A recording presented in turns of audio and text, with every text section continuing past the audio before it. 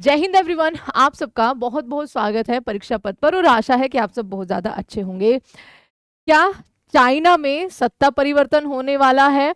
क्योंकि बहुत सारे न्यूज़ आर्टिकल आज के टाइम पर ये छाप रहे हैं कि शी जिनपिंग जो है वो गायब है। और आपने अगर चाइना की हिस्ट्री देखी होगी तो जब भी एक व्यक्ति पर बहुत सारे आरोप लग जाते हैं, खैर ये शी जिनपिंग की ही आपकी गवर्नमेंट करती है, ठीक है।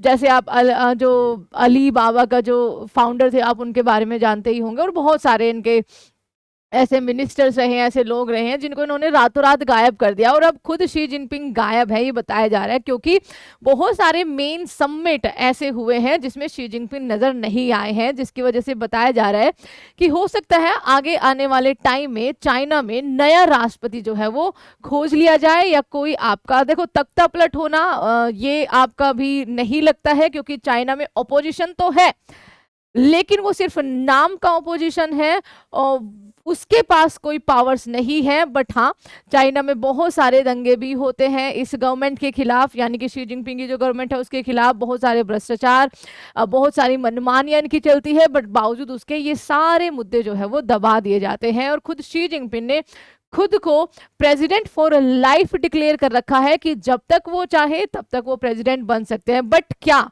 जो रिपोर्ट्स कह रही हैं, जो बड़े बड़े विशेषज्ञ कह रहे हैं कि भैया हो सकता है शी जिनपिंग अब जो है वो मेन मुद्दे जो रहे हैं, ठीक है, जो उनके लिए मेन नहीं है, उनके देश के लिए मेन नहीं है, उनमें शामिल इसलिए नहीं होना चाह रहे क्योंकि वो अब सत्ता को थोड़ा सा चेंज करना चाहते हैं। सुप्रीम लीडर तो वही रहेंगे, लेकिन ऐसे कहते हैं ना कि पूरा चाइना उनके कंट्रोल में रहेगा, लेकिन ये समिट्स में जाने के लिए या कुछ अदर काम, पॉलिटिकल काम करने के लिए वो किसी और को शायद सत्ता सौंप सकते हैं कि जो उनके बिहाफ पर ये सारे काम करे।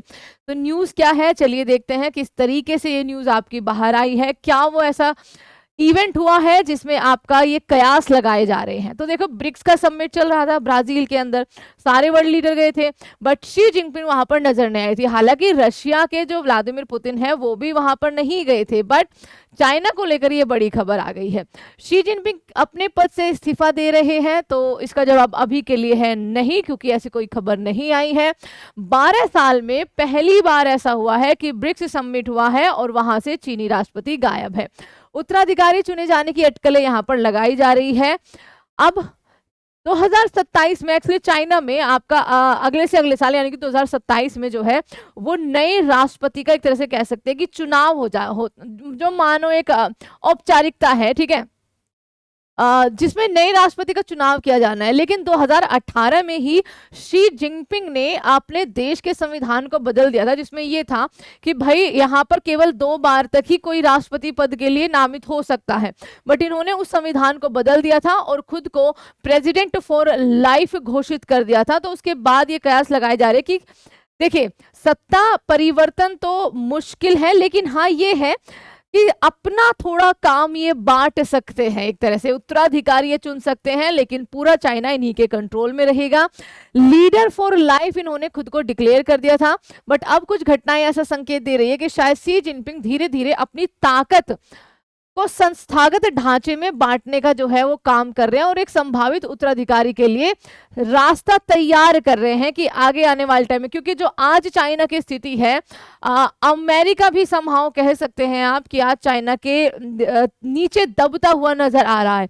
तो ऐसे में शी जिनपिंग जो भी आगे आने वाला उत्तराधिकारी होगा, जो भी आगे चाइना की सत्ता संभालेगा, तो बिल्कुल ये चाहेंगे कि वो भी चाइना का जो स्टांस आज के टाइम पर है कि पूरी दुनिया को एक तरह से कह सकते हैं दुनिया के कई सारे देशों के कर्ज के नीचे दबा रखा है या उनको डरा धमका रखा है, तो यही स्टांस जो है वो आगे बना रहे चीन का दबदबा। इसी के लिए शायद वो अब से ही ये रास्ता जो है वो तैयार करने लगे हैं, जिनमें पार्टी की प्रमुख फैसला लेने वाली समन्वय संस्थाओं, देखो 30 जून की बात है, चाइना की जो कम्युनिस्ट पार्टी है उनके पॉलिट ब्यूरो की बैठक में कुछ नए नियमों पर चर्चा की गई, जिसमें पार्टी की प्रमुख फैसला लेने वाली समन्वय संस्थाओं की भूमिका, ढांचा और उनके ऑपरेशंस को लेकर कुछ नए स्टैंडर्ड जो है वो आपके तैयार किए गए। इस बैठक की अध्यक्षता खुद शी जिनपिंग ने करी थी।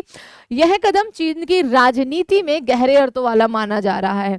चाइना का जो सरकारी शिन्हुआ न्यूज है, इसमें बैठक को लेकर बताया गया कि इस बैठक में इन संस्थाओं को प्रमुख राष्ट्रीय फैसलों को लेकर नेतृत्व और कोऑर्डिनेशन बढ़ाने की उम्मीद है। लेकिन ऑब्जर्वर इस बैठक को इतने सामान्य तरीके से नहीं देख रहे हैं।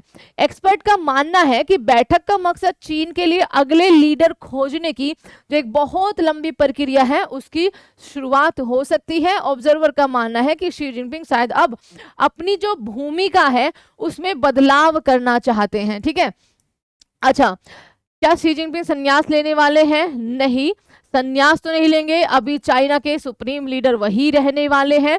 बट बस बात इतनी सी है कि अब वो अपने वो काम जो शायद उनके लिए ज़रूरी नहीं लगते, चाइना के लिए बहुत ज़्यादा ज़रूरी नहीं है, उन ऐसे समिट्स में वो अपने उत्तराधिकारी जिसको भी वो आगे जाके चुनेंगे उसको शायद भेज सकते हैं। अब इसी में ही कई सारे विशेषज्ञों ने बात भी कही है।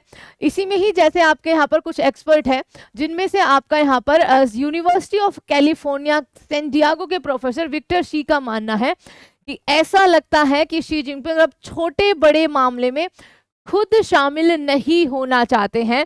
और ये बात आपका ब्राजील में जो ब्रिक्स समिट हो रहा था उसके बाद से निकलकर सामने आई है। और इसके लिए वे एक ऐसे निगरानी तंत्र को तैयार कर रहे हैं जो ये सुनिश्चित करे कि उनके तय किए गए एजेंडे नीचे तक आपके कैसे लागू हो जाए। ठीक है, तो एक तरह से कहिए कि फुल कंट्रोल तो आपका शी जिनपिंग खुद से ही चाहते हैं, लेकिन वो कंट्रोल जो लगाएगा वो कोई और लगाने वाला है। ठीक है, तो बस यही है, ब्रिक्स सम्मेलन में हिस्सा उन्होंने इस बार नहीं लिया था और ऐसा 2012 के बाद पहली बार हुआ था सत्ता संभालने के बाद कि उन्होंने ब्रिक्स समिट को इग्नोर किया है, उसमें वो आपका नहीं पहुंचे हैं। यही आपकी पूरी न्यूज है। आपका क्या कहना है? अगर 1% के लिए मान ले कि ये न्यूज सही है और चाइना में वाकई ही एक नया राष्ट्रपति उसको मिल सकता है या ऑपोजिशन चाइना में आपकी आ सकती है, तो आप मुझे बताइए कि आपके हिसाब से भारत के लिए, क्योंकि ये एक तरह से कहिए सिचुएशन और ज्यादा सोचने वाली या चिंताजनक हो सकती है, क्योंकि ऑलरेडी चाइना में एक ऐसा लीडर बैठा हुआ है जो भारत को बिल्कुल पसंद नहीं करता, आए दिन भारत से पंगे लेता रहता है। उसके बाद जो नया राष्ट्रपति, अगर वो शी जिनपिंग के द्वारा ही आपका चुना जाता है या फिर ऑपोजिशन में, क्या वो भारत के हित के लिए सही रहेगा, क्या उसकी रणनीति बदलेगी? तो आप इस पर अपनी राय जरूर दीजिएगा कि आपका इस टॉपिक पर क्या कहना है। And thank you so much everyone, please follow परीक्षा पथ। जय हिंद, जय भारत।